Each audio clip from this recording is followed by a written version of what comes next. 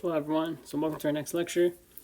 So today's we're going to finish up our talk about pattern recognition receptors, and then we'll start to get into cytokines and chemokines.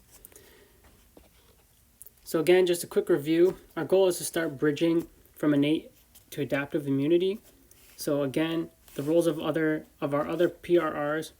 So we can have malfunctions in our PRRs, including IRAK4 deficiency, which we'll talk about at another point. We also have chemokines and cytokines and the roles and actions, and innate and adaptive communication. So these are things we'll discuss today. Again, the innate and adaptive aspects of the immune system do not operate in isolation. There's extensive interaction between them, and pattern recognition receptor activation is part of that process. So epithelial cells, macrophages, and dendritic cells all use TLRs and nods to recognize PAMPs, or pathogen-associated molecular patterns, to activate the common end goal here, NF-kappa B, which results in the production of cytokines. So some of these cytokines include IL-1 beta and IL-6, which are involved in macrophage activation. We have our chemokines, IL-8, which is my favorite one, which attracts neutrophils and macrophages. And we also have antimicrobial peptides, such as beta defensins. Most of these TLRs share common signaling transduction pathways, as we've discussed extensively, resulting in NF-kappa B activation. And a key goal of these TLRs and nod signaling is to release NF-kappa B from I-kappa B. So we're going to do cytokine gene production, as we can see here, which can stimulate these different types of cells: dendritic cells, macrophages, and neutrophils. So again, here's just a quick recap if you want to take a look at the transcription pathway of toll-like receptor signaling. I'll just keep it here for a second if you want to pause it and read it over again. Good way is just to follow the titles and then check it out. But again, we have our I-kappa B degradation, NF-kappa B, cytokine gene transcription, and the release of these pro-inflammatory cytokines. So again, I'll talk about this website enough already, but just check it out if you want to follow all the pathway. Pretty much as much detail as you can get, and every time you click on each one, it will give you some information. So now we're going to talk about nods, which we haven't got to yet. So nods signal when they sense peptidoglycan components. Activated nod receptors aggregate and recruit kinase RIP2. So this kinase interacts with ubiquitin ligases, creating a polyubiquitin scaffold, as you can see here. Then there's recruitment and activation of kinases needed to free transcription factor NF-kappa B, just like TLRs. This NF-kappa B goes to the nucleus in expression of cytokines. So ligand recognition by the nods, again, involves the induction of signaling transduction pathways with NF-kappa B. Again, we have the production of pro-inflammatory cytokines and enzymes involved in nitric oxide production, which is important in respiratory burst. So, something we haven't discussed yet is the NLRP3 Inflammasome. So, a key receptor in the nod subfamily member is the nod subfamily member NLRP3, which is also known as NLAP3. So, the NLRP inflammasome senses cellular damage and stress and induces pro-inflammatory cytokine production. So, it kind of hints at its name, inflammasome, pro-inflammatory cytokine production. The NLRP mutations that cause excess NLRP3 activity result in excess pro-inflammatory responses and can cause autoinflammatory syndromes. So, we have chaperone proteins, which are most commonly heat shock proteins, as we can see here, hold NLRP in an inactive state. In an example here, we have heat shock protein 90. So in a resting state, NLRP is associated with cytoplasmic chaperone molecules, or proteins, with no dimerization. It is in inactive form. It is ready to respond to cell injury. So here we can see our chaperones keeping it inactive. But if a cell has been injured, or we have those stress receptor molecules, example, if there's calcium ion influx from the cell, NLRP disassociates from the chaperones. So here we can see some sort of bacterial toxin causing potassium ion efflux. Then we have these are our proteins, chaperone proteins being removed. And this aggregates to form so this effluxes, as we said, and then this aggregates to form the NLRP complex and it recruits adaptor proteins including ASC and picard, as we can see here. Then we have caspase proenzymes, which are procaspase 1. They aggregate, and this activates caspase 1, which is autoproteolytic. So now the cell is damaged, and so we can see here, NLRP complexes interact with adaptive proteins like ASC through pyrene domains. There's the pyrene domain right there. These adaptive protein complexes interact with protease procaspase 1 through CAR domains. Here we have the CAR domains, and this causes caspase 1 cleavage and causing active caspase 1. So the inflammasome, how does it signal? So first, in the resting state, the leucine-rich repeats, as you can see here, of NLRP3 is associated with the chaperone proteins, as we discussed, heat shock protein 1 and SGT1. So this causes no dimerization in an active form. As you can see here is only a single one. Here we can see the dimerization. So next, if the cells are injured, we have potassium ion efflux from the cell. NLRP3 dissociates from the chaperones, as we see here. This aggregate so these different NLRP3s aggregate to form the NLRP complexes, which is essentially just a bunch of these together. The pyrene domains on the complex interact. They recruit the adaptive proteins, as we discussed, picard or ASC, and this in turn aggregate caspase proenzymes, procaspase 1. Caspase aggregation induces autoproteolytic cleavage and activates caspase 1.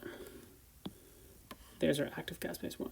We also have IL-1, IL-18, and IL-1 beta. Then again, 3 active caspase 1 cleaves precursor forms of key pro-inflammatory cytokines. So here we can see these are the precursor forms. Procaspase 1 cleaves it, cuts it here. Then you can see the cytokines are released. These are pro-inflammatory cytokines, including IL-1 beta, which is a well-known pro-inflammatory cytokine. So overall, it's a two-step process is needed for optimal IL-1 beta, which is a pro-inflammatory cytokine activity. We need TLR or NOD signaling to induce gene expression, and we need inflammasome signaling. And again, this website, they also have all the TLRs, but you can also follow the inflammasome.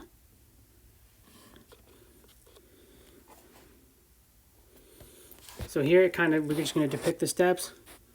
So first we have our signal in here. Now we can see our NLRP inflammasome. They depict it differently, but you can see here active IL-18 and IL-1 beta when these are cleaved by caspase 1.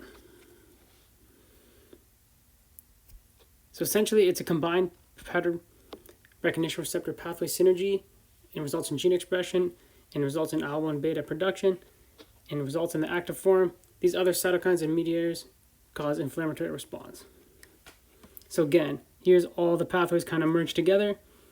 Kind of confusing, but again, go to the website, you can follow it. So here's an example of TLR working, detecting the bacteria outside through endogenous cytokines, also activating it. Microbial ligand, there you can see activating, so let's just say it's LPS, TLR4, where the nodes will interact to cell damage. So if it was a bacterial toxin, activates our TLR4, now we know there's cellular damage. NLRP inflammasome is activated, releasing these pro-inflammatory cytokines to aid in the fight. So overall, this is a really great figure to keep in mind when you're thinking about the key pro-inflammatory cytokines. I think this is a really good one just to get the functions down. So the outcomes of PR activation. So once we have activation, we'll have activated macrophages which secrete a range of cytokines.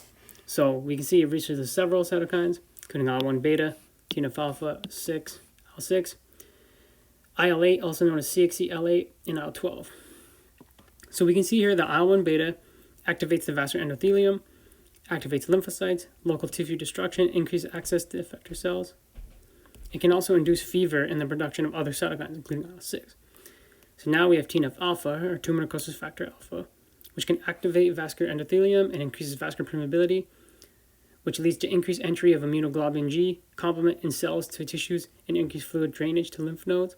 So we discussed this earlier with the innate response that causes increased vascular permeability and easier extravasation of cells out of the blood vessels.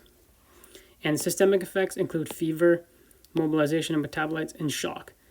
We'll discuss this later, but not all of these have, they're not all perfect. They can have dangerous effects if the systemic levels are too high. So IL-6 can cause lymphocyte activation and increase antibody production. Again, also do fever induces acute phase protein production, which we'll talk about later with CRP and some other molecules. IL-8 is a chemotactic factor, so mainly involved in attracting neutrophils, basophils, and T cells to sites of infection. And as we discussed earlier, IFL from macrophages can activate NK cells, which then release interferon gamma, which can stimulate macrophages again, but they also induce the differentiation of CD4 T cells into Th1 cells, which we'll talk about later. So macrophages and dendritic cells are activated by pathogens and produce and secrete a range of cytokines with a variety of local and systemic effects, as we discussed. So as I hinted to, the action of cytokines in infection have varied outcomes. So a local infection, which is key, versus systemic infection. So the example they use here is TNF-alpha, but there's other cytokines that can do this. So we have an infection in our hand. It performs its normal function by increasing permeability, allowing cells to exit, fight the infection in the area. We have survival and stimulation of adaptive response. But let's just say we have systemic infection with gram-negative bacteria in a sepsis. So our macrophages activate in the liver and spleen secrete TNF-alpha into the bloodstream. So this is massive levels of TNF-alpha. This causes, since there's massive extravasation of tissues and cells, there's systemic edema, which causes decreased blood volume, hypoproteinemia, and neutropenia, followed by neutrophilia. This causes decreased blood volume and causes collapse in vessels. So essentially, you're having septic shock. It can cause disseminated intravascular coagulation, which leads to wasting and multiple organ failure. And it's not good. So this is a lot of stuff. It kind of happens in COVID with the cytokine storms, but this is kind of a different scenario. So again, like many things in immunology, it depends. So TNF-alpha can be released by macrophages and induce local protective effects, but problems can occur at systemic levels. TNF-alpha increases blood flow and vascular permeability in both situations, but outcomes are context dependent. So locally, TNF-alpha causes fluid, cell, protein influx into infected tissue, which is important in the active host defense process. It causes blood clots, which prevents the spread of the infection, and it causes accumulated fluid drains to the regional lymph nodes to allow for an adaptive immune response. So these are all good. But the action of TNF-alpha at a local versus systemic level results in different outcomes, as we discussed. So here's some of the systematic effects of proliferative cytokines. These are essentially the good ones. So we can see here that the systemic inflammatory response, there is acute phase response, which results in larger mobilization of innate defenses. So here's our infection. We have our macrophages, mast cells, neutrophils releasing several different cytokines, including IL-1, 6, and TNF-alpha. So as we discussed earlier, this can induce fever, and as you've probably learned, fever can help kill infections by raising the temperature, which can increase enzyme productivity, stuff like that, and decrease the activity of different pathogens. We also have IL-6, which stimulates the bloodstream, goes through the bloodstream to the liver. As we discussed, we have the acute phase response, where we can have the sequestration of plasma iron and these other functions. And we can also have TNF-alpha affect the hematopoietic progenitor cells in the bone marrow and increase the production of certain cell lineages. So the acute phase response is triggered by certain cytokines, including IL-1 beta, IL-6, and TNF-alpha. These are produced locally, but also can act systemically. Targeted organs include the brain to regulate temperature, fever, the liver, production of acute phase proteins, which are essentially opsonins, which include MBL and CRP, or C-reactive protein, and go to the bone marrow, which can cause increased production of neutrophils. So as you can see, these are all very important functions in fighting an infection. So fever, as I said, can help fight the response. CRP and MBL, mannose-binding lectin, act as opsonins, aiding the immune system, and basically increasing our reinforcements to help fight the infection. So again, context matters. We can also so context matters. So again, TNF-alpha can, with increased blood flow and vascular permeability, both locally and systemically, with very different outcomes. So with systemic release, it's possible that TNF-alpha released by macrophages in the liver and spleen into the blood cause too much increased vascular permeability of too many blood vessels in the body. This can cause excess production and shock, cause disseminated intravascular coagulation with depletion of clotting factors, internal bleeding, and multiple organ failure, and can be fatal. So we're just going to go over septic shock and toxic shock, which can both be induced by certain microbial products. So systemic infection can lead to shock. So microbial components such as LPS on gram-negatives and toxic shock toxins such as Staphylococcus aureus and Streptococcus pyogenes can cause excess activation of the immune system. The release of pro-inflammatory cytokines, complement protein activation, and neutrophil activation. With essentially, since there's too much excess activation, there's too much of these factors. And the physiologic effects include damage to the endothelium, which causes increased vascular permeability, including loss of blood volume, causing low blood pressure. We can have dysregulation of clotting proteins, disseminated intravascular coagulation, and depletion of clotting factors, which can cause hemorrhage. And we can have multiple organ failure, and it can be fatal. So this is a good figure to summarize the effects of shock. Again, I recommend you just pause it, follow it along if you're interested in this topic. So just to keep it a little relevant, we can see here that COVID-19 patients upregulate TLR4 receptor-mediated inflammation signaling that mimics bacterial sepsis. So essentially, hinting that cytokine storm, we can still have this overreaction. So again, here we can see we report that the TLR4 mediated inflammatory signaling molecules are upregulated in peripheral blood mononuclear cells from COVID-19 patients compared with healthy controls. So, cytokines. We've talked a lot about them, so now we're just going to clearly define them, but again, we've talked about many of them. They're very important cells, or molecules. So, cytokines are produced by cells of the immune system that act on specific cell surface receptors. They can influence cellular activity and gene expression. Cytokines can have local autocrine, paracrine effects, and some also have systemic activity. Cytokines usually have short half-lives and require de novo synthesis. They are usually not stored or preformed. The responses to cytokines also require time for de novo mRNA protein synthesis, as we discussed with their transcription pathways. Although this states they're from the immune system, it has been reported that cytokines are released from pretty much every tissue in the body and can respond to it, and most tissues in the body can respond to them. So there's a lot of studies that look at exercise and cytokines in a beneficial manner, being anti-inflammatory. As we mentioned, mostly talking about pro-inflammatory cytokines as we're fighting an infection. There are also anti-inflammatory cytokines, which we'll probably talk about later. So just a little bit of information, we have cytokine receptor families. These are not crucially important, but they're just good to know when you read literature. So here we got our 5 different families: chemokine receptor family, TNF receptor family.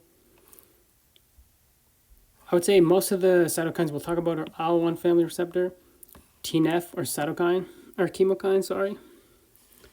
So many cytokine receptors are dimers. There's homodimeric receptors, heterodimeric, which means they're with or without a common chain. Many use a common signaling pathway. As we discussed earlier, IL-1 family receptors use MyD88, similar to TLR signaling. And we also have chemokine receptors, which use G protein coupled receptors. So many cytokines signal via cytokine receptors using the JAK-STAT pathway. So many cytokine receptors are associated with cytoplasmic Janus kinase, which is JAKs. Cytokine binding to the receptor results in receptor dimerization. The JAKs associate, phosphorylate, and activate each other, and then phosphorylate the receptor. Then we have the STATs, which combine. The STATs are then phosphorylated by the JAKs, which form active STAT dimers and translocate to the nucleus and act as transcription factors to induce transcription of genes involved in the cell's response to the cytokine. So certain cytokines will have different, functions. As we talk about T helper cells later, certain cytokines will cause certain cell lineages to develop more than others. So again, take a look at the figure if you would like more detail. So we also have another group of cytokines known as chemokines. So chemokines are a family of chemoattractant cytokines. There are now more than 50. They're involved in inflammatory responses and induce and control cell movement and inflammation and trafficking. They're involved in chemotactic gradients and have effects on adhesion molecule expression. There are chemokine families, which are grouped by cytidine residue arrangement. So we can see here that's labeled as C. We have our CC chemokines, which have 2 adjacent cytidine residues near amino acid terminus, and our CXC chemokines, where there's a cysteine residue separated by another amino acid. Most chemokine receptors will bind to several different chemokines, so there's a lot of redundancy in these actions. The one that is most commonly looked at, I would say, is CXCL8 or IL-8. If you guys see my intro video, this is kind of the main cytokine I'm looking at in my thesis. But again, just to keep in mind, you see IL-8 here. The different types of families. CC, the most common you'll see is CC and CXC.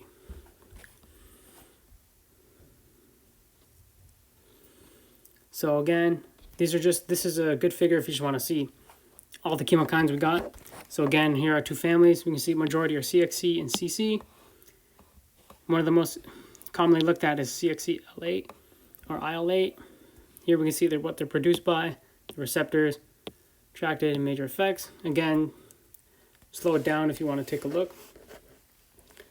So different types of cell express different chemokine receptors, and this allows for specificity of chemoattraction, meaning certain chemokines will chemoattract certain cell types, as we can see here. Cells attracted. IL-8 are very important because neutrophils are first responders, very important. Where let's just compare CCL5 attracts monocytes, so they all have their own specific functions. And as you can see here, they're also involved in certain types of different immunities, Th1 and Th2. Several CX chemokines promote neutrophil migration, with again being the main being IL-8. And several CC chemokines attract monocytes. So we can see here, pretty much in every single one, monocyte, monocyte, monocyte, the primary function. An example would be CCL2, also known as MCP, which is, unfortunately, these names have changed to this cytidine nomenclature, but MCP1 kind of makes it more clear as a monocyte chemoattractant protein. So, the roles in infectious disease. So, these chemokines and cytokines are essential for defense against pathogens, yet excess cytokine production can also be a pathogenic effect, like we discussed with TNF-alpha. Many bacterial pathogens promote excessive pro-inflammatory cytokine production and can cause host damage. Several have been investigated, such as TNF-alpha, IL-1 and IL-8. So in cases where you have excess of any of these, it can be detrimental. Again, IL-8, I'll be looking at excess IL-8 in my thesis. So certain gram-negatives like LPS and certain toxin producers like Staphylococcus aureus result in toxic shock syndrome toxin. We can also have toxic shock and septic shock result with these excess production. A lot of cytokines have been associated with a lot of chronic inflammatory diseases, so like Crohn's disease, inflammatory bowel disease, but they're also seen in stuff like osteoporosis, obesity, so they're really relevant in a lot of studies and a lot of fields. So I think one thing to get out of this is to really take a look at the cytokines and chemokines, because so many conditions will use them, like many fields. So you can look at, exercise studies, look at exercise and cytokines, sitting in studies like my work, and other stuff like obesity and cytokines. So basically it's a way to relate a lot of conditions to an inflammatory cause at the deepest level. So fat cells can release pro-inflammatory cytokines in obese patients. So a lot of people think a lot of the damage from obesity is caused by these inflammatory cytokines, which cause the cascade effects on our blood vessels and stuff like that, in our brain, everything. There's a lot of stuff with neurology and cytokines. So something really important to look in if you're really interested in some interesting physiology. But yeah. So again, how can the innate immune response influence the adaptive response? So our TLRs and nod-like receptors, or NLR activation, causes changes in gene expression in macrophage dendritic cells. These result in the induction of dendritic cell maturation, which causes more effective interactions with T cells. So again, once these are activated, these are the cells that will go communicate in the lymph nodes. As we can see here, it's entering the lymph nodes with their adaptive immune cells, causing their development. There'll be increased expression of co-stimulatory molecules once they're activated that give positive signals to T cells through CD80 and CD86. We'll discuss later, but this is B7-1 and B7-2. These are needed for T cell activation. The activation of innate immunity through PRRs usually leads to improved adaptive immune responses. So again, outcome of TLR and NLR recognition of PAMPs in bacterial LPS. So, and for example, bacterial LPS induces changes in genetic cells, stimulating them to migrate and initiate adaptive immunity by activating T cells. So again, there's a continuum of immune events. It's not just innate, adaptive. Everything kind of intertwines. The innate still works once the adaptive is working. It's not just innate works for the first 4 hours like we got here, and then the other one's gone. You can see here that these times will overlap, and you can see a lot of these functions will overlap too. So again, interactions between innate and adaptive immunity are extensive and ongoing. It's two-way communication. The innate responses provides protection while adaptive responses prepares. And you can saw, as you saw, the innate system, even though it's defending us, it's also preparing the adaptive immune system and priming it to be the most effective it can be. We'll discuss this later, but there's certain cytokines that are produced not just there to cause cause inflammation. They're also communicating with the adaptive system to actually tell it what it needs to do and what is the best plan of action. It's not just a mindless machine. So the adaptive response can improve and regulate the innate response. So it also works back and forth. So again, here's a summary from our chapters. That's the wrong number, but chapters lectures 1 to 4, I believe, 1 to 5. So again, we talked about our introductory material with the cells of the immune system. Talked about our innate immunity and the role of PRRs and TLRs and NODs in the inflammasome, NLRP3. NLRP3. We talked about how we induced our innate immunity, the roles of cytokines and chemokines, in inflammation, macrophages, and neutrophils. We talked about complement and the 3 pathways. And we also talked how we go from innate to adaptive. So that's the end of our innate immunity lectures. Next, we'll be moving on to the adaptive immune system. So I hope you guys enjoyed it. And I think we'll have a few more lectures on cytokines, which again, I recommend to take a deep look at. They're personally my favorite lectures. But yeah, I'll see you guys in the next one. Thanks.